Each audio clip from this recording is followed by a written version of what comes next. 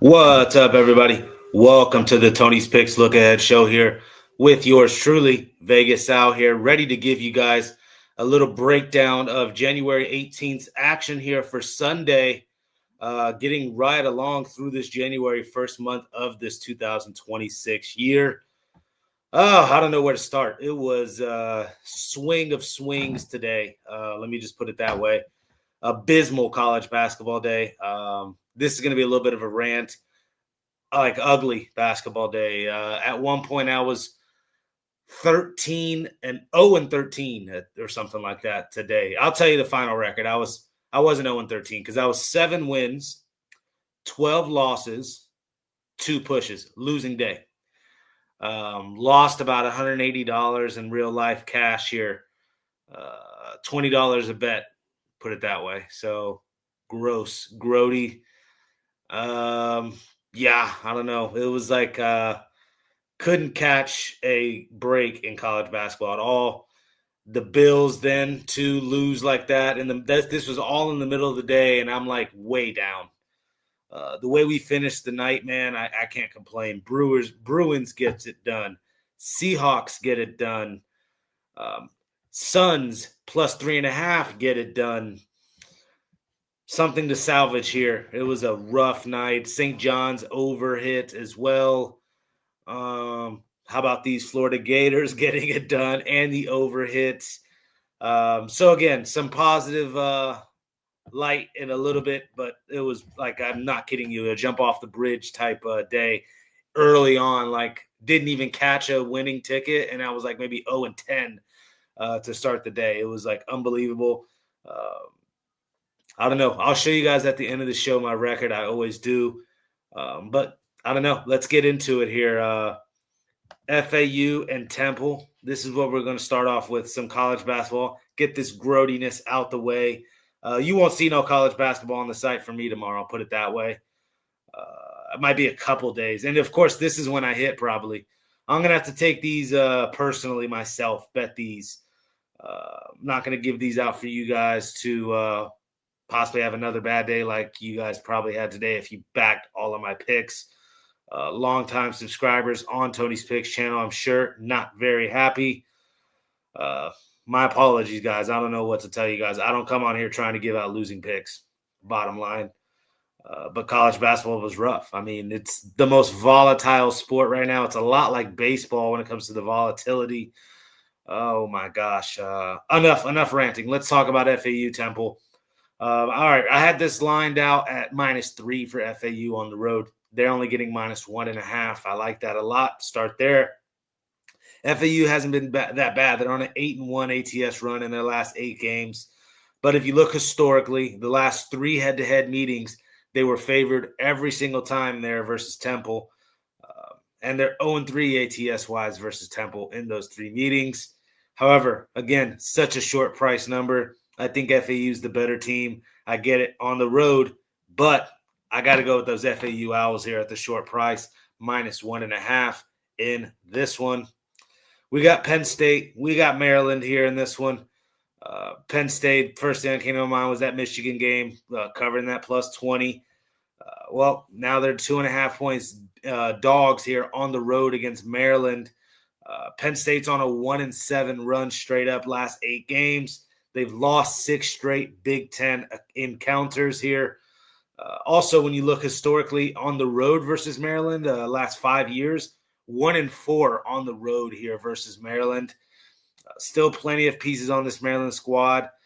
Let me make sure on Pharrell Payne's status here before I tell you guys anything else. Let me double check with Pharrell Payne. Last I saw, he hadn't been playing. I'm trying to pull it up. Give me a second, guys. Everything takes forever. There we go. Maryland. It's still, Elijah Saunders, the kid out of San Diego State, is still another big. Pharrell Payne's still not having played since that Michigan game back in December. I would like him to be in the lineup, but Solomon Washington, Elijah Saunders have come in and stepped up nice for Maryland. Penn State struggling on the road. I don't like this Keely Mingo kid shooting like 28% from 3. Forced to play this one. I'm laying it here with those Maryland Terrapins. We got American. We got Army in this one.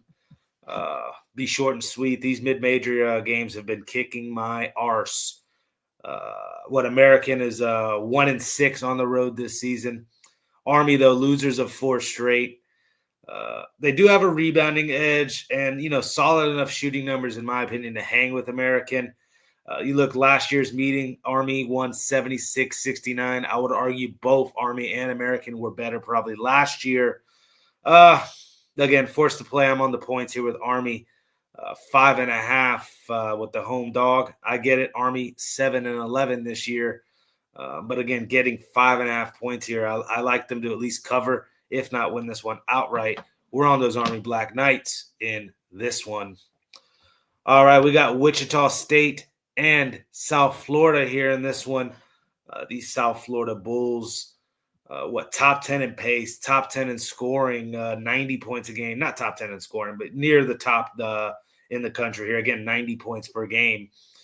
Wichita State also shooting 36% from 3.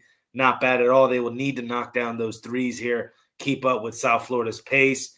South Florida's going to want to turn this into a track meet. Wichita State, I'm sure, wouldn't mind in conference play here with South Florida getting up and down. 2 top 10 offensive rebounding teams as well. Both teams able to get some second chance opportunities. I like the over 156.5 here in this one. I had it pre-lined at over 155, so just a little bit, 1.5 points above what we were expecting, but that's not too much.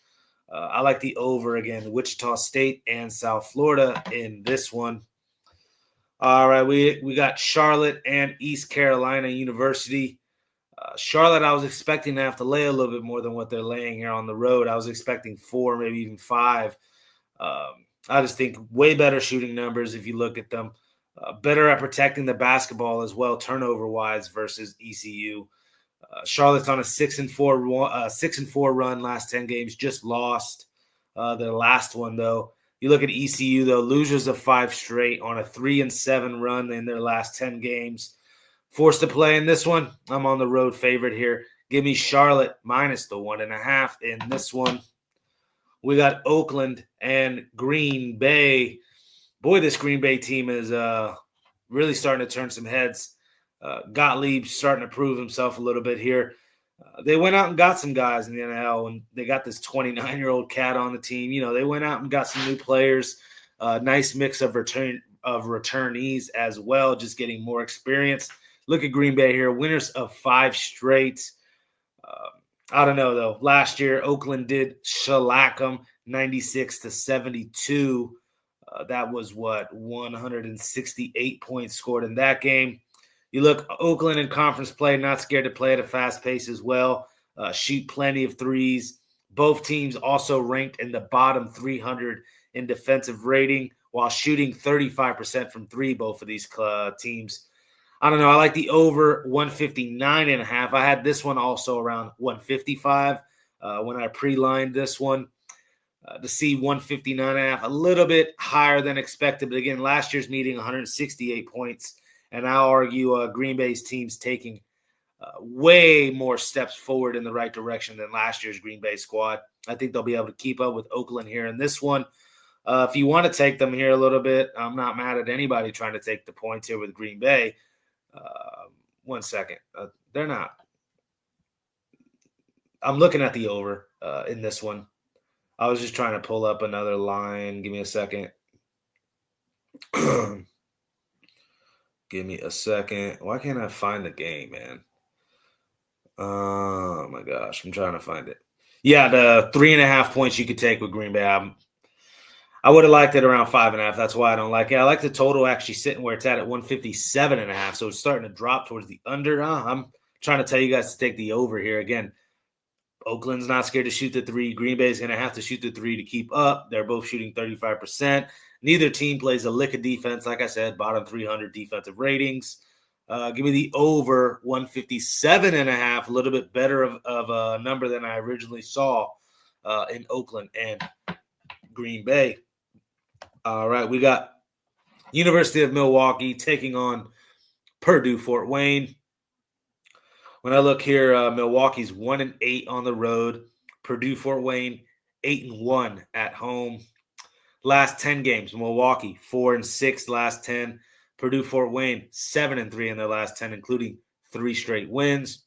Milwaukee not covering spreads 6-11-1 against the number this year. Purdue in their last 3 meetings, Purdue Fort Wayne's 2-1 in the last 3, and 2-1 ATS wise as well versus Milwaukee. But that one loss was the last meeting between these two teams, 77-55. Milwaukee shellacked them last year here. Just think Purdue Fort Wayne's better this year. Milwaukee still had lost their best leading scorer there in the middle of December.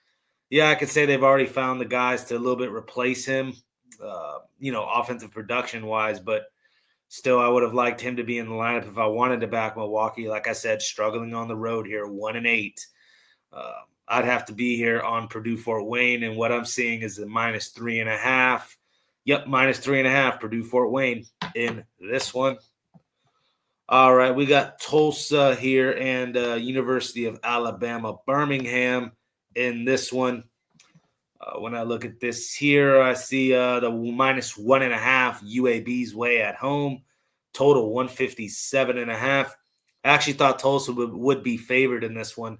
Even had it up to a -3. I'm seeing a +1.5 with Tulsa, looking to be all over that. Kind of like the over in this one as well. Again, total is 157.5. I had it at the obvious 155 as well in this one. Tulsa's good this year. 14-3 Tulsa Golden Hurricanes, 88 points per game. Top 3 or top 10 from three-point land, top 5 from the free throw line in the country are these Tulsa Golden Hurricanes. But you look how they've played historically versus UAB. They're 3-7 in their last 10, 2-8 to the number. This coach here has been there since 2022, so some of that's not his fault. Basically, he wasn't even around. This year is what I'm concerned about. Tulsa 10-5 to the number this year. You've been making some money if you've backed them this year. Tulsa also 6 straight losses versus UAB. Some of that is in this era. But, Tulsa 120th in defensive rating. UAB also 60th in defensive rating. A little bit better, but still 2 solid defensive teams. Tulsa might have a little bit of the better offensive shooting numbers, but UAB plays with a top 50 pace. Could expect a lot of scoring in this one. I like Tulsa's roster a lot more, though, than UAB. A lot of versatile 6'6", 6'5" wings. Give me Tulsa here plus the 1.5. I think they could win this one outright. I get it. It's on the road, but I think Tulsa's live here in this one. That'd be 15-3 for them this year out the gate. Yeah, I think they're for real a little bit here. We got North Texas and Tulane here in this one. Get you guys a number. I'm seeing total at 134.5. Tulane laying the 1.5 point, which I had them laying 2, so I'll take the half-point value. Tulane just the better shooting numbers at home as well here. 8-3 at home this year. North Texas so far 1-4 on the road. Played a lot of neutral site games, but Tulane 7-3 their last 10 games as well. You look at how North Texas has played. They've lost 3 out of their last 4. That one win did come against Tulsa, however. We just got done talking about them. Tulane 6 straight home wins as a favorite. Again, we have a short price to lay. No problem in going with the green wave here in this one. All over Tulane here in this one. All right, we got UTSA and Memphis. I keep saying in this one. We got to find a new catchphrase here to close out these games. UTSA and Memphis. What a freaking gigantic spread we have here. I'm seeing, 22? Yeah, -22 here for Memphis. UTSA, the total here, 146.5 here in UTSA and Memphis. I'll just be short. I don't know about short and sweet. This one's going to take some explaining on why I'm getting on this fat price of a dog. I don't know about the money line necessarily, even though when you take a dog, you might as well look at the money line too. I was expecting them to catch 17 points. So they're catching a little bit of value there in 22 points. Look, UTSA's lost 10 straight. They're 4-13 this year, 3-12 to the number. Just been burning people's money. Look how they've done in American Conference play. Last 6 games, 0-6 to the number is UTSA. UTSA in their last 10 games being an underdog, they're 1-9 to the number, not just outright on the money line. They're 1-9 to the number as an underdog, and they're catching points a lot of the times a lot of points I'm talking. Memphis 1-5 ATS in their last 6 games, though. Memphis just lost 107-101 in one of those meetings here. That's what I was trying to point out, is that in January 10th of 2024, I get it, it's 2 seasons ago now, UTSA was a 19-point underdog here, and they won that game. They won that game. God, I can't speak. They lost to Memphis, right? 107-101 as 19-point dogs against Memphis 2 years ago. That's basically what you're having to bet on if you're expecting UTSA to show up like that again. This one took a lot of deep diving because I'm not laying nothing like this with Memphis. Sorry, I get it. UTSA 5 straight blowout losses. I mean, getting beat by 30 points, 40 points, 18 points, 22 points. Rice, Tulane, Charlotte, Temple, and FAU. FAU being the one that beat them by 40 last 5 games. It's just been blowout non-covers out of UTSA. How can you back this team, right? No way you want to back this team.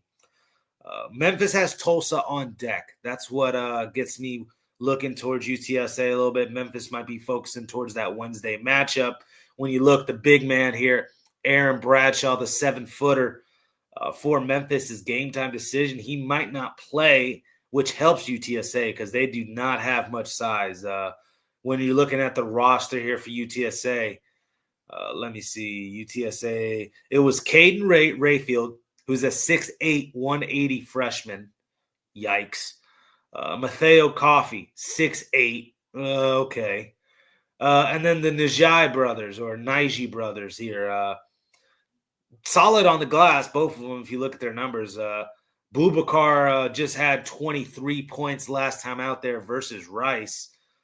So a nice little 6'7" forward he is. His brother, though, plays a little bit of a smaller role on the team, more of a bench player. But he's 6'11", Mo Naiji here.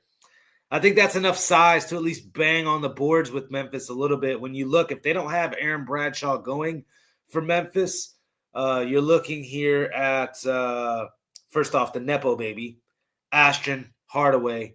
What a fraud he is, and his dad is. Sorry if that hurt people's feelings, but it's the truth. Then you got the 7-footer out of Sudan here, who, is a developmental piece, this freshman here, Simon Majok from Sudan. Again, 7-footer. I get why, he's on the roster. Nice piece, but he's only scored double digits in 1 game this year, and that was versus New Orleans. I just expect tough conference play. Memphis maybe even looking a little bit past this crappy UTSA team. I know I went on a long rant on this one, but I feel like it's needed to explain why I'm on the ugly dog here. Again, we are catching a lot of points. Plus 22 with those Roadrunners is where I'd be in that one. Watch a lot of people take that Memphis Tigers cover the spread there with Memphis. No way. Not me. I'm not laying 22 with them. Sorry. Here's one I will lay. I'll lay it with those Houston Cougars. Not that great this year. I mean, if I'm being honest, I've seen better Houston teams. I feel like Milos Uzan's taking a step back. Emmanuel Sharp as well a little bit. Still 2 senior-laden guards with plenty of experience. This team here is one of the best in the country in protecting the basketball. I believe top 5 in turnovers for them. Again, protecting the basketball very well, experienced backcourt. And then they invited the freshman here, Kingston Flemings, averaging 15 points per game as well. I love this little trio they have in the backcourt. All can shoot free throws as well, knock them down late. Houston's obviously always been known for their defense and a rebounding juggernaut they can be. Top 30 offensive rebound team in the country. Number 2 defensive rating in the country. Again, 80 to 65 last year. Wouldn't have covered the minus 16.5 that we're having right now, but that one was all the way out in Arizona State. Here at home, I see Kelvin Sampson's boys getting up and playing that defense. Yeah, I could argue Arizona State struggles to get to 60 in this. When you look at Arizona State, how they've been playing, 50-something points they've been allowed, 57 points they've allowed per game here in their last 5 games. Houston 9-0 at home, 16-1 this season on a 10-game winning streak. I don't want to step in front of these Houston Cougars. I get it. I had this pre-lined at Houston minus 12.5. We don't have the number we necessarily want. Houston minus 16.5. But if I'm playing, I'm laying here with these Houston Cougars. No way I could get on those Arizona State Sun Devils, especially after playing very well versus Arizona. Might be a little confidence boost until they get shattered mentally by only scoring 15 points or something in the first half. Again, Houston's defense is that elite. They may hold Arizona State under 60 here in this one. Again, if I'm playing, I'm laying with those Houston Cougars. All right, final college game I'll talk about here. Washington State and San Francisco. A little interesting matchup we have here. I'll argue Washington State's not as bad as that 8-11 record they have. They are 1-5 on the road. I get it. That's brutal. But playing San Francisco, who just not high on this year, 12-8, 7-2 at home is not bad. Don't get me wrong. I've seen way better San Francisco squads run up in through this campus, especially when Golden was there, now the Gators coach. But when he was there, I mean, they used to compete head, tooth, and nail with Gonzaga, and it's just not that way anymore. Washington State, not an easy non-conference schedule. Again, that plays into that 8-11 record. I think they're a little bit better than what it indicates. 20 straight losses for Washington State when priced as an underdog. Just zero ability to upset anybody as an outright dog. I'm not going to go here and say they don't do it here versus San Fran, though. That one could be broken here. San Francisco's 1-4 against the number. Their last 5 Big West games. I get it, at home in their last 20. They're 17-3 straight up. This one, though, I'm kind of liking Washington State. What gets me a little bit weary, though, is I was expecting San Fran to lay about 8 points, 7 points. You were laying 5.5, 4.5 here with San Francisco. Again, keep an eye out on this line. I'll just put it this way. If it stays where it's currently at, 4.5 or even 5.5, I'm looking San Fran's way. If it gets above 8, 9, even, I don't know if it'll rise up that much. If it gets around 7.5, 8, I'll start looking Washington State's way. I don't know, man. I'm conflicted on this one. I'm probably not going to bet this one at all. Just might have to let Washington State break this 20 straight games, losing outright as a dog. Zero ability to win as a moneyline dog, huh? I'll keep pitching that because this might be a Washington State spot. Am I confident on it? No, especially after how I just did in college basketball. You can see I'm conflicted in that one, guys, but I'm trying to do the best I can, give you guys a pick. These are some very mid-major schools here, so just give me a break here in that one. That's all I got to say, all the information I can give you guys. All right, we'll move on over to the NBA, which has been solid still for me, up near the top of the site in NBA action. This is over the last 30 days since the start of the year. NBA's been a little bit of a cash cow as of late. We had a rough night, though, the other night. I'm not over that. We bounced back already, but those losses stick in the back of my head way more than the wins. I can't even stress that enough. I stress more on my losses than I do my wins. But, all right, here in the NBA, we got Magic Grizzlies. Obviously, these two already played out in, Berlin, Germany. Now this one's out in London, short travel, European style. Still like the Magic here in this one. You look at the injury reports, it's all leaning towards the Magic. A lot of guys out for the Grizzlies. Desmond Bane versus his former team.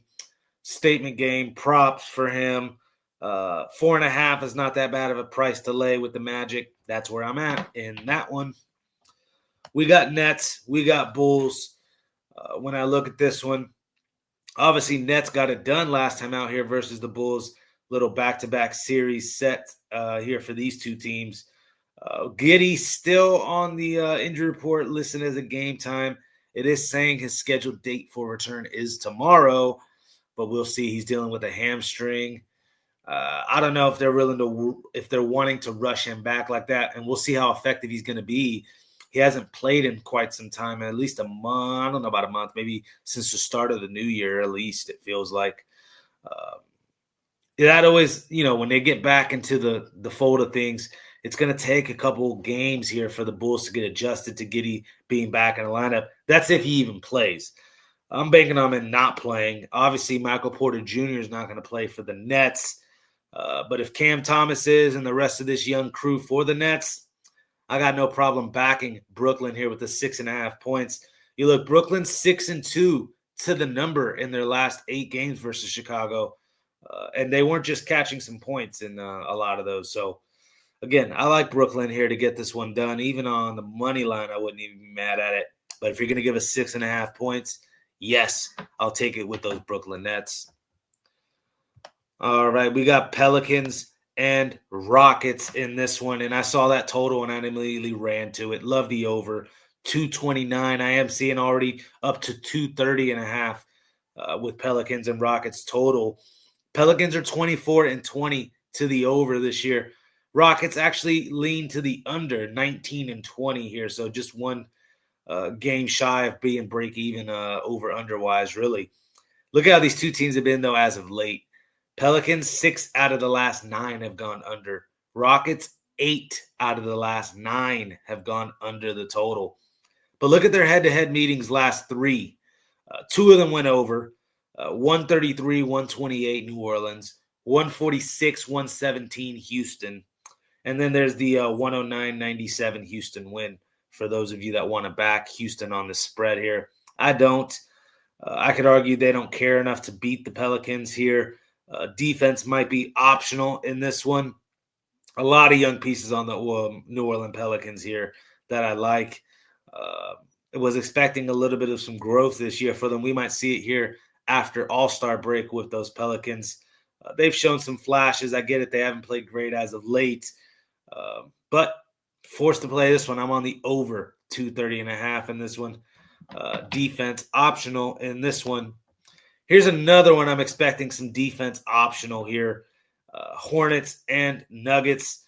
Hornets actually are 17-24. So to the over-under. So they trend actually to the under. The Hornets, but I think some regression on that is coming.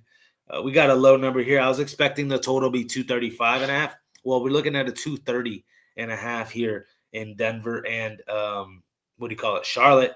Obviously on the road here, Charlotte, obviously coming off that big upset against the Lakers. But I don't know. To me, Denver plays the Lakers next. I could argue it's a look-ahead spot. And then also Denver loafed a little bit tonight versus Washington. Let's see how that game finished out real quick. 1 second. Let me see. Final score in that game. Yeah, they didn't cover. 121-115 Nuggets. That would have been over this total. I could argue on a back-to-back defense optional for the Nuggets. I don't think they're really interested in beating up on the Hornets, especially their historic success versus them versus the Hornets. Hornets are 1-9 straight up in their last 10 games versus Denver, but they are 7-3 to the number. Are we getting a nice, fat, juicy price with them? No, but that's because the Denver Nuggets are basically the G League rejects right now. We made money on these G League rejects. Let's not disrespect them too much here, but I kind of like the Hornets here plus the points. I like the over in this game because, like I said, I think defense is optional, especially on the Nuggets back-to-back. I get it, elevation, a little bit of a worry, but the average spread over that 7-3 ATS run for the Hornets was plus 9.5. I get it. We're only getting a plus 3.5, but I think for a reason. Hornets almost at full strength when you look at their roster. Miller, Bridges, Knievel, LaMelo Ball, all should be playing tomorrow. Plenty of enough pieces for them to compete with Denver. I love the Hornets here, and I like the over in this one. We got Trailblazers and Kings. Are the Kings going to go on them? Are they going to keep this run going is what I was trying to say. Jesus. 4 straight wins, 3 of them being massive underdog payouts. I don't know. They're laying a short number here against the Trailblazers, and it feels bait line-ish. I don't know. Blazers, though, look at the injury report. No Avija, no Henderson, no Thibault. Oh, well, both the Murray twins are out. The Kings won and the Trailblazers won. I still think plenty of talent left on this Kings roster. They want to keep this win streak going here. 4 straight wins, turning it into 5. I get it at home here. Short price to lay. Going to have to take the bait with the Kings here. Should have probably been on them last time versus the Wizards, but I have a principle I stick to. I don't lay anything over 5 points with the Kings. I don't care if it cashes every now and then, like it cashed last night or the other night there versus the Wizards. Bravo, good for you. Do that consistently, and you'll get your head bashed laying 7.5 points with the Kings. But we got a short price to lay here versus the Blazers and an injury-riddled Blazers team. Again, no Avija, no Henderson, no Thibault.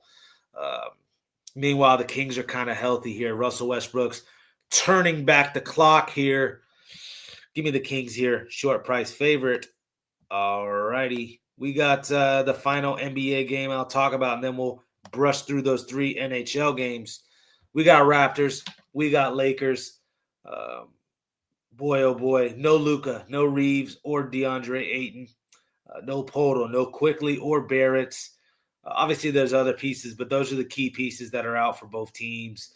Is LeBron going to lead a win here versus Scotty Barnes and Brandon Ingram, Malou Kalashvili? Still pieces on this Raptors squad. I'd argue the Raptors are looking for a little revenge spot.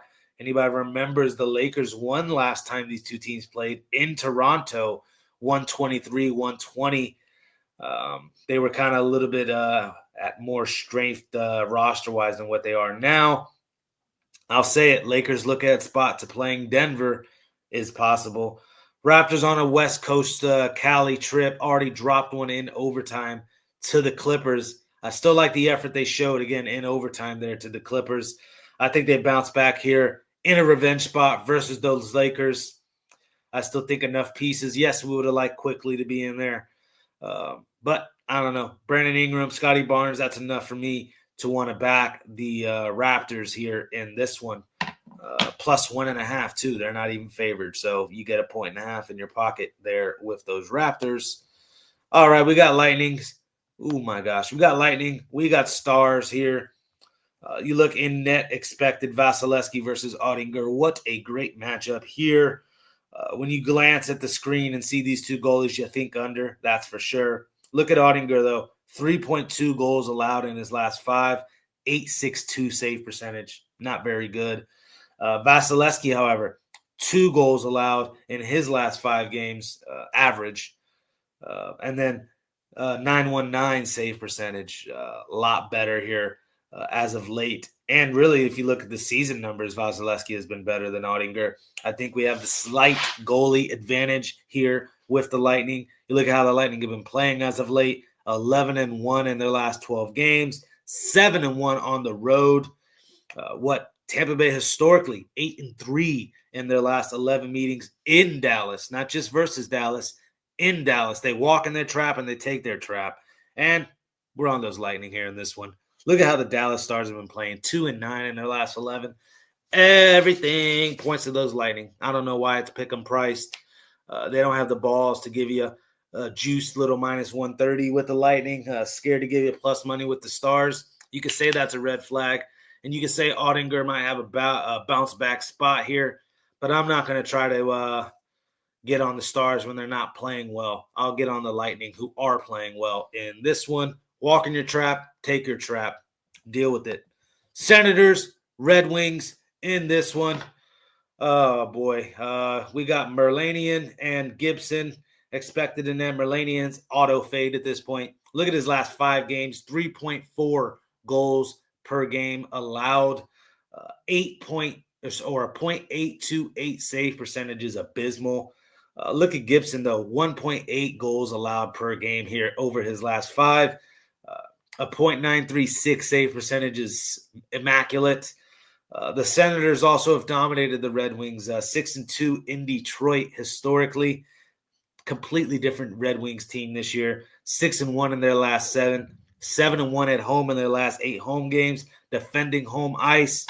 I get it. A little juiced, minus 135 I'm seeing with these Red Wings, but I'm all over it. Give me those Detroit Red Wings to get it done here in this one. All right, we got Blues and Oilers. This one in Edmonton here. Blues here plus 140 I'm seeing. Minus 165 for the Edmonton Oilers. You look Hofer expected and Jari expected. Jari obviously acquired from Pittsburgh here. Second start it would be with Edmonton. In his first one there, he gave up 4 goals to Nashville in that overtime loss. On the year, it hasn't been bad. 2.8 goals allowed per game. A .903 save percentage. Anything over 0.9 to me is solid. Can't get mad at people thinking this might be a spot for Jari here to bounce back and get himself his first win as an Oiler. But I could argue this is also a letdown spot for the Oilers. Look what they're doing right now to the Canucks. Actually, it just ended 6-0 schlacking, and that was before the third period. If they wanted to, they could have scored 10 goals tonight versus the Canucks. A little worrisome, but I think Hofer's been playing good enough in net, especially as of late, to kind of counteract this Oilers squad. If you look, Blues won the only meeting these two teams played this year. Blues won 3-2 back in November. I could make a case for this being an Oilers letdown spot on a back-to-back. I get it at home, but just got done whooping up on those Canucks. No Canuck dance. No Canuck dance. They need dance lessons, put it that way. I'm on the Oilers, I'm on the Blues. Excuse me. I don't know why I said I'm on the Oilers. Sorry. I'm on the Blues plus money, plus 140. Again, all the reasons I said. Blues have already won this year versus the Oilers. Hofer's not playing that bad. Tristan Jarry here on his second start with the Oilers. Still a lot of pressure to keep the thing going. Bad back he has. I don't know. I think the Oilers are desperate for a goalkeeper and letting go of Skinner and whatnot. Skinner hasn't looked that bad since he's joined those Penguins. I don't know. To me, it's the Blues here. Money line plus 140 price in this one. I gave you just about every game, guys. Every single game. I owe it to you, especially how that college basketball game, the college basketball slate went for us today. It's turned into baseball, guys. I'm not going to be in the profit this year in college basketball. Got my ass kicked that bad. There's no coming back. We're going to go 2 games, 3 games at the absolute most. That's the new rule when it comes to college basketball. It's been that bad for me. That's the only sport I'll say as of right now that's been bad. NHL hasn't been too bad. NBA, one of the best on the site right now last 30 days. Go look at the leaderboard. NFL, I think I'm 5-2 in the playoffs so far. Cannot complain. College football, we got 1 game left, and I'll have it for you guys come Monday. Don't worry about that. But let me check out the comments, and then I'll show you guys what I have on the site, and then we'll get on out of here. Thank you guys very much for tuning in. Like and subscribe. Link in the description as well. Takes you right on over to Tony'sPicks.com, where our best content and best picks are at. All right, let's see. Oh, wow, we got a Whiskers appearance here in the chat. How about them Gators? Man, I slept on us too early in the year. I slept on us early in the year, and so is Vegas. Vegas is disrespecting us. So now here's the problem. Now it's going to start going the other way. Now it's going to start going into we don't call it San Fran. We call it Frisco or SF, baby. I wouldn't be talking too high about that city right now. They got absolutely boat raced, absolutely embarrassed versus the Seattle Seahawks. Where's that SF Niner guy in the chat when you want him? Oh, yeah. He's in hiding. He's in hiding. Where's SF Niner at? You're hiding, huh? Yeah. Embarrassing. What'd I say? Seahawks -7 all day long. NBA is for Big Poppy. Exactly. I love it when you call me Big Poppy, Whiskers. Thank you. He's on Oilers. No. That was me. That was me. I don't know. Speaking out of my arse here. I'm on those Blues plus money. I get it. It's ugly, especially Hoffer and net. It's not the most well-known name here, but he hasn't been playing that bad as of late. I'll find a reason to get on a plus money team here with those Blues in that one. We ready. Bear down. I'll tell you what, Kelly. I don't want to jinx it. I'm not even going to talk about it. I gave it out last night to pick. God, it feels like Kelly. Kelly does not feel like they want to set up a Rams Seahawks match. I'm just being for real. It's just my gut. I'm on Bears. I'm on Bears with you. That's a freemium on the site. You can grab it up if you want to be courteous, but stomach's turning a little bit, Kelly. My heart's gonna be beating. It's a letdown spot too. How they played against the Packers. Oh my God, Kelly. Can we get this one done? I hope. Believe me, I want the Bears to win. I had Bears Bills Super Bowl, and let's talk about that. Josh Allen, no doubt about it. He point shaved. He went LeBron James on us. He was thinking about Haley Steinfeld there at halftime. I don't know what the hell that was. He literally purposely threw the ball and put it on the ground in field goal range, might I add. He said, where's the 40-yard line at? Okay, let's throw the ball over to the 40-yard line so that they can get a field goal real quick up before the half and get up 10.